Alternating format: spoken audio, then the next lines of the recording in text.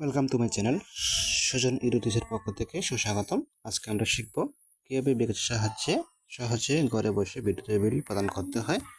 প্রথমে বিকাশের apps open করব। ওপেন করার পরে নির্দিষ্ট পিন নাম্বার দেওয়ার পরে আমরা এরকম একটি ইন্টারফেস দেখতে পাবো।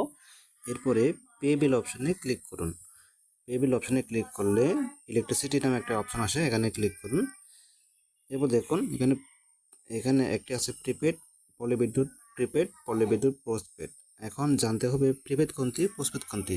প্রিপেড হলো সেই মিটারগুলো যেগুলো আগে রিচার্জ করে রাখতে হয়, আর পোস্টপেড হলো যেগুলো আমরা ব্যবহারের পরে বিলের কপির সাহায্যে প্রদান করে থাকি।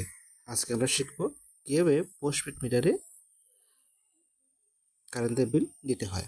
আমারটা যেহেতু বিবিডিবি পোস্টপেড, আমি ওখানে ক্লিক করলাম।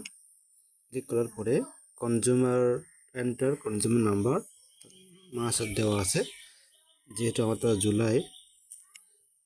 2025, আর কনজিউমার নাম্বার হবে এখন এটা আমরা বিল কপির কনজিউমার নাম্বারটাকে এখানে আর মানটাকে উপরে এখানে দেখে নিলাম।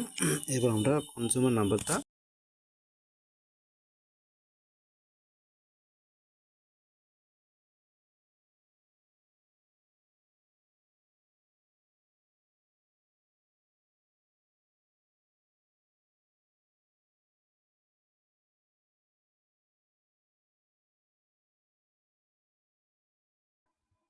বিকাশের পিন নাম্বার প্রবেশ করান এবং কনফার্ম বাটনে ক্লিক করুন। এরপর ট্যাপ অ্যান্ড হোল্ড চেপে ধরুন। আমার বিল পে করা সম্পন্ন হয়েছে। এবার দেখুন একটি SMS চলে এসেছে। এরকম নিত্য নতুন ভিডিও পেতে আপনারা সুজন ইরুটিস চ্যানেলটি অবশ্যই সাবস্ক্রাইব করে রাখবেন। ধন্যবাদ।